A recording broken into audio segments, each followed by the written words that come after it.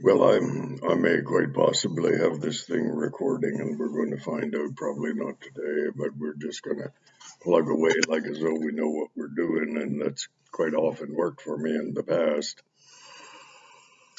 I'm going to try to tell you just a few little short stories about my family and hunting and so on like that.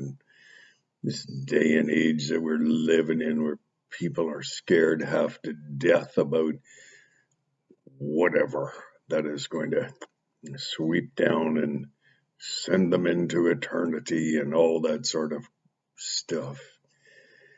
Anyways, I think maybe we should just lighten up a little bit and have some fun, for crying out loud. Worst thing that a person can ever do is to be afraid of something. Trust me, I know that junk. I'm afraid of step ladders. Just want you to know that. I'm not afraid of very much else. I had three mother-in-laws, and they were rather horrifying, I'm going to tell you that. Okay, let's get down to it here. This little story is about a moose hunt. I have a very, very big son. He's not that tall, but he is huge. And when he was 14, he weighed 240 odd pounds and had a full red beard and a chest so full of hair. I mean, he looked like 30. And he played that to a very distinct advantage, which is kind of not a good thing. We were hunting in on the Wilmore Wilderness, and my son and I and all our cousins, we had 7 cousins, and we just our family, and we really kind of like each other. And my son and I, somehow, he would be about, I think he was maybe 18 at the time, because my youngest son was there and he was 16. And my eldest boy and I, we decided that we would take our horses off and find a place and tie them up and go for a walk. And as we were walking, I realized that we had forgotten our cigarettes completely. Now, that may not be important to people who don't smoke, but for the rest of us, it is a rather significant and disheartening sort of thing that can happen. Anyways, we were walking along, and my son, he he is not always really certain that he really wants to hang out with his dad, because somehow I seem to embarrass him in some small way. I really do. And anyways, I was really bored and I don't like walking. It's what you have horses for. And so I suggested to my son that I should probably call the moose in, and he made some suggestions that were not altogether conducive to what might be referred to as respecting your dad and or respecting your elders. And my son and I, we've never raised a voice to each other. I mean, never. And when he turned 14, I quit being his dad, and I continued on to be his friend.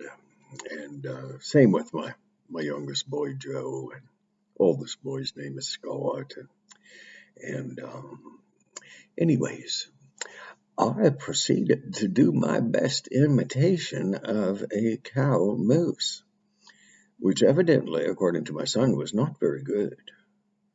He being somewhat of an authority on calling elk, I'm not really sure how he figured he was that good at calling moose, but he can call elk, I tell you that.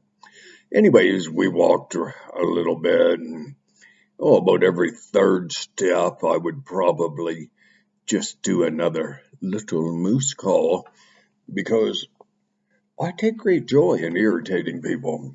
And I never found it so easy as that day because he was adamantly convinced that my moose calling was absolutely terrible. And so we walked a little bit and we kind of talked and we weren't bonding, not at all.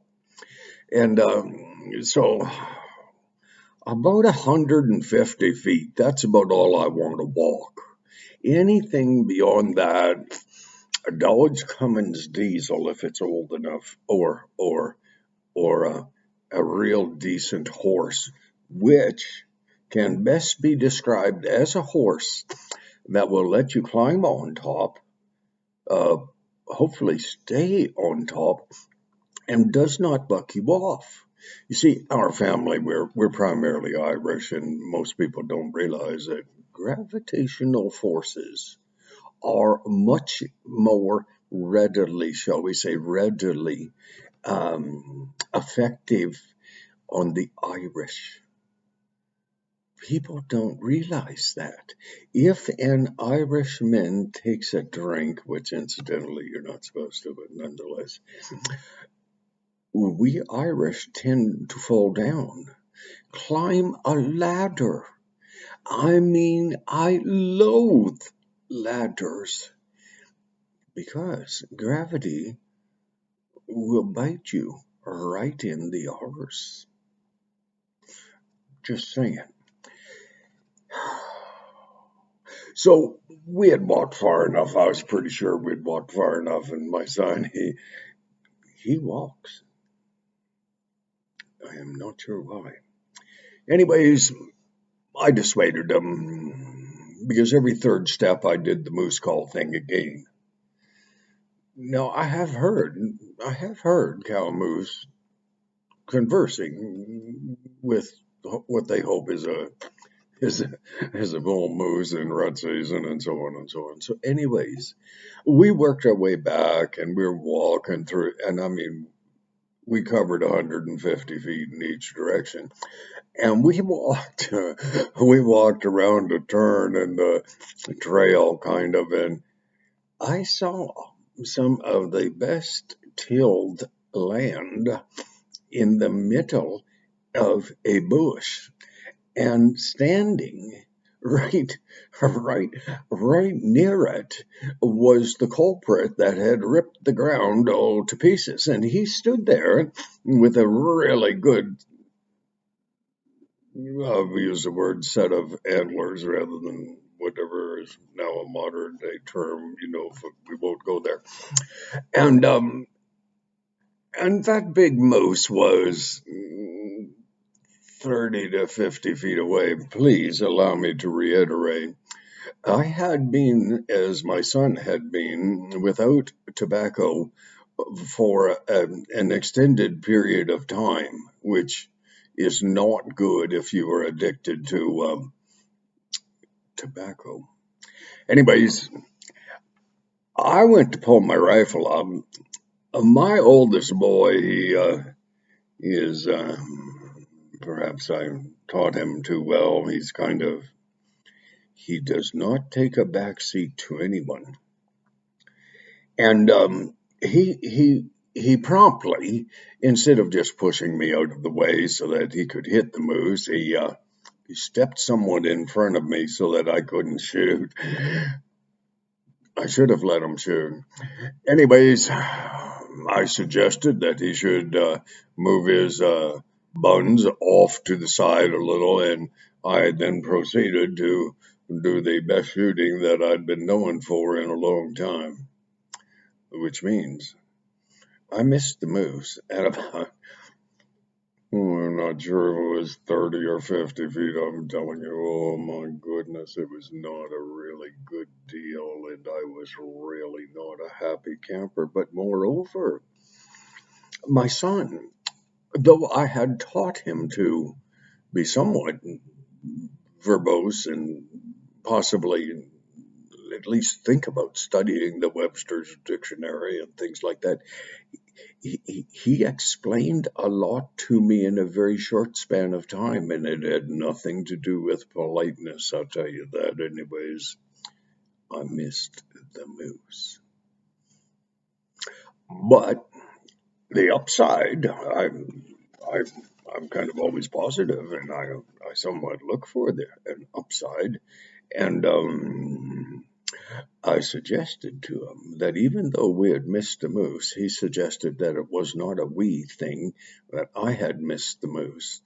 And I often wonder as a parent how it is that a child will give you credit for screwing up. Um, and I mean sole credit for screwing up. But not often is that child willing to give you adulation or respect and or recognition when you do right. Usually that means that the son and the dad have succeeded at something, even though the son was sitting in the truck while the dad was out hunting. You follow me? Okay. I have about 3 more little short stories. I just want you to know that I missed the moose. Okay. And it was a very humbling experience. But on the other side of the coin, who goes hunting on horseback in the mountains, anyways? My family. And in Alberta, which is where we're from, and down at our little tiny horse ranch southwest of Calgary. I mean, even though I missed the moose, let's give it a rest, children. This has been, for me, it was a very good experience, of which I truly had tried to forget. Okay, I am going to try to do something here and maybe hold this up for a second. I'm not sure how we can do it. I will try. I don't think that did anything. Oh, dear Lord. It's not working. Then I think what we will just do is step right into the next video because I don't know how to shut this blessed thing off. In on the Brazil, again with all our family, we had a wonderful old cousin, and I'm not sure why he chose to call himself this, but he called himself Uncle D. There may have been one cousin there amongst us who was truly his nephew. The rest, well, we were just cousins. But Uncle D was a man, a well-traveled man.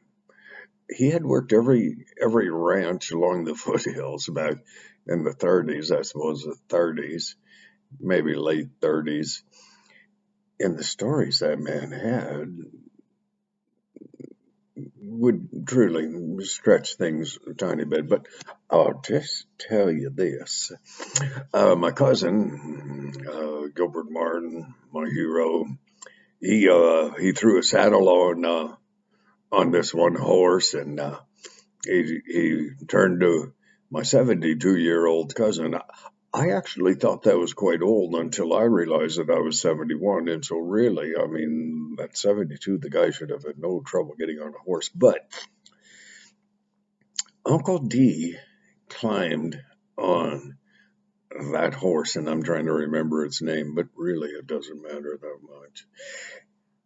Uncle D got both feet in the stirrups, well, one on each side of the horse, which is that's actually a wise thing. And that horse took to bucking. I fall off horses more often than not. I watched a cowboy, my cousin, and that man stuck with that horse. And I'm saying that horse, we in Calgary, we have the Calgary Stampede, and if you can stay on a horse 8 seconds, well, they'll pay you money. My cousin stayed on that stupid horse, bucking, and the horse was going absolutely crazy. And that old man, It was like he had crazy glue on his pants to the saddle. I've never seen anything like that. I would not have got on. I would rather have a fight with someone, I mean, seriously, and lose rather than get on a horse like that. Anyway, so horse could not get that old man off its back, and the horse it finally went so high in the air that when it came down, it just hit the ground. Its feet didn't even affect the gravitational pull. I mean, and my cousin stepped off that horse like, pass me the cream for my coffee. Shocked me. I wouldn't even have got on the horse. Anyways, that cousin, that horse went to get up. That old man, I say that with a certain degree of chagrin at this juncture, being 71. That old man just stepped back into the saddle, and as that horse came up off the ground, that old man got his feet in the stirrups, and he was ready for another 5 minute session. And Gilbert, he's kind of my brother. I just admire the man so much, and he's such a good man. And anyways, he said, "Get off that horse," to my cousin D, Uncle D, and I looked at him. I thought, "Oh dear God, don't let him tell me to get on this stupid horse, because I'm just gonna die." Uncle D got off the horse politely and respectfully, which is something I pointed out to my son later, and it didn't really help much. And my other cousin, his name's Glenn. Now that boy is a cowboy. That boy climbed up on that horse and he made the Calgary Stampede people look like, well, really good cowboys, because I'm quite apt to run into them down where I live. And so we'll not go that way. But listen, my cousin, he showed off. I don't know how else you could say it. I mean, he held on to the reins. I generally hold on to the saddle horn. He held on to the reins with one hand, and he put his other arm up in the air, like a real cowboy does. That stupid horse bucked straight must have been for 15 minutes. And my cousin Gilbert finally concluded that that horse was, a word I would use from my grade 9 education, incorrigible. That horse was not apt to change this side of eternity. And so, anyways, I didn't do anything. I just kind of stand around and kind of window dressing. And, anyways, they put a pack saddle on that horse, and that horse bucked just as much with the pack saddle. But I'll tell you this: you have a runaway horse going through the bush, bucking as hard as it can with a pack saddle on either side, catching trees as they go.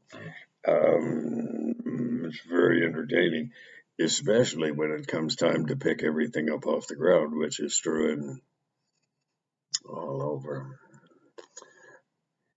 Due to the fact that I cannot shut this stupid thing off, I think I'll just carry on. And we are getting old, dear Lord. This is really good. I usually have a friend here, and he's actually my boss. And when he tells me I've talked long enough, I usually stop. He is not here. My son, Scott. He is my brother, especially when I need stuff done around the ranch, let me tell you. Now listen, we headed north to a lake up there around whatever, northern Alberta. We took our horses. Little did we know that there was something up there that was something that didn't get along with horses. It's called muskeg. We found that the only place we could ride our horses without burying the poor things was on the stupid road, which is just like you might as well have a quad, not a horse, and hunt moose that way. Finally, finally, it came to us. I'm not really sure who had the smarts enough to think about this, but we thought, listen, we can't walk on the shore. We can't walk in the bush. We,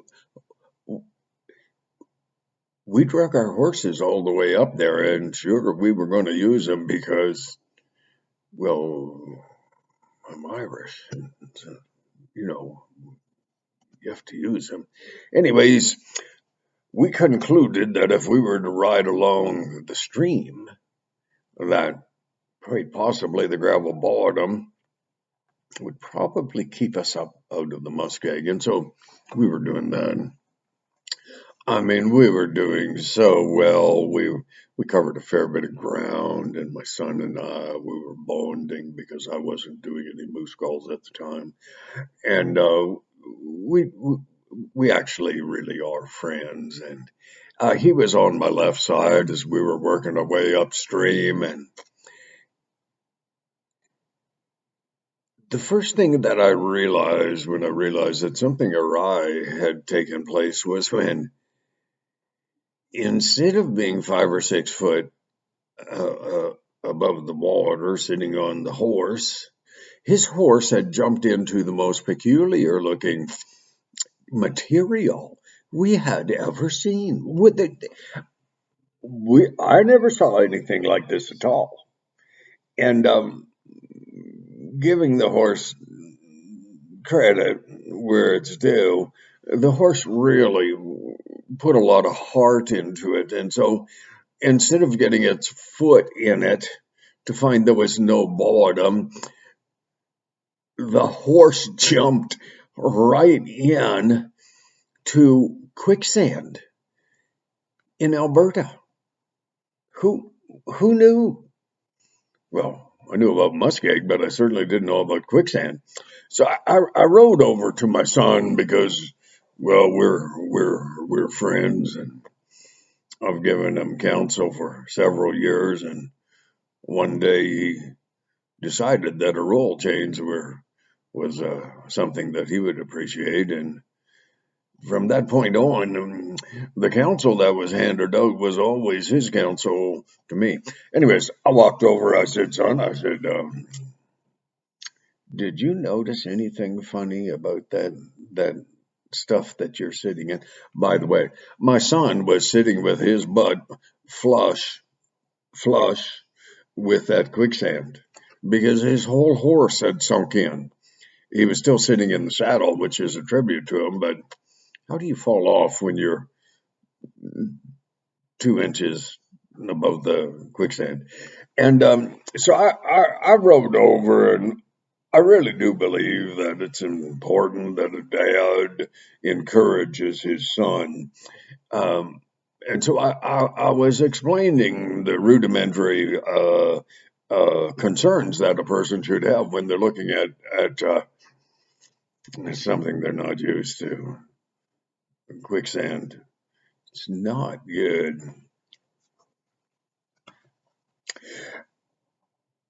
I have mentioned previously that I like tall horses and long-legged women, and that's never worked out for me. I have had quite a few tall horses, but long-legged women, they don't even talk to a person who looks like me. And and I'm not tall, by the way, but I'm gonna stop saying that because I think it kind of goes without being said. Anyways, I rode my horse. His name was Jerry, which incidentally is short for Jerome, and sounds an awful lot like giraffe. And so I, I was waxing quite eloquent and explaining everything that my son had done, and I think my horse had come to the conclusion that a little bit of humility might go a long way with me. there was just enough room on the right side of my son's horse, which incidentally had kind of stopped sinking. I don't know how. I don't know how. And Jerry, I love that horse. Not quite so much after that day, but nonetheless, Jerry jumped. That's usually when I fall off. Jumped and landed right beside my son's horse. And much to my chagrin, it sunk really quickly. Had nothing to do with how heavy I am. I'm pretty sure. Just want you to know that. But, anyways, it was but a moment. And my son and I, we were sitting with quicksand up to our pants pockets, looking at each other. Given the way I had been talking to my son, that was not a really well planned out thing, and it's the last thing I would have ever done to get that close to that strong a man who has a good reach. Anyways, I sat there and I kind of looked at him and I said, you know something, I do believe that I feel a greater kinship with you right now. I believe that probably it was not really as stupid a thing that you did in getting your horse into quicksand as I initially thought. I thought that might just really work, but it didn't. My son was not impressed. I said, it's coming on to dark. We've been sitting here about 10 minutes. And I said, these horses, they're not going to get out. And so I said, might as well just climb off. So I pulled my rifle out and put my foot up on the saddle, which is kind of a challenge, and stepped. I don't think I stepped 2 foot and we were on hard ground. Really. And my son, well, he's a bit bigger than I am by quite a bit. But anyways, he stepped about 2 foot off the other side of his horse, and we then had two horses that were quite content just to stay there. I'm not sure how long they would have stayed there. And so we put the rifles off on the side and looked around because usually that's when you see a moose or something like that. Anyways, I suggested to Big Jerry, due to the humiliation that he had done to me, that he might just get his sorry butt right out of that little place. And so I gave his lead rope a little pull, and I mean it was a little pull, and Jerry seemed to concur, and somehow he came up just enough to get to the rock bottom of the stream, and he rolled over on his back, rolled on my saddle, upon which my buns would be sitting very momentarily, and he stood up. And Jadan, which was Scott's horse, I think it was that one, it decided that it would do the same thing. And so we took our rifles and put them in the wet scabbards and climbed our sorry buns up into the cold saddles and so on. There's no moral to this story. Like, I would like to wax eloquent and say, this is, don't treat your children like as though they're idiots, because if they are, that's probably your fault, gene pool and all. Just try to be nice. I really struggle with that. No, kind of. So listen,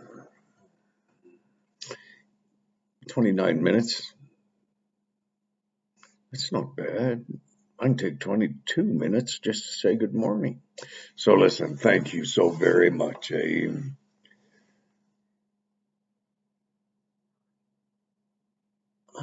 I I really appreciate. Do you know how many people that I have watching these videos? 7. That's not really great. Could be a reflection on my artistic interpretation of sort. Listen, Red Skelton used to say, he'd say thanks. And he'd say, God bless. And he'd smile. I don't smile that much. But I really appreciate you watching this.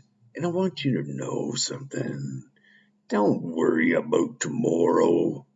I mean, dear Lord, things are going to go in the toilet. And worrying about it today, I mean, you may put the toilet seat down, but that's the only good you're going to get out of it. Why worry? Just get up and try to smile. Try to be a bit happy. You know something. You're probably going to live until you die. So you might as well enjoy. I mean, really, enjoy. God bless. I don't know how to turn this stupid thing off. It's not it. Oh, good. Oh, jeez.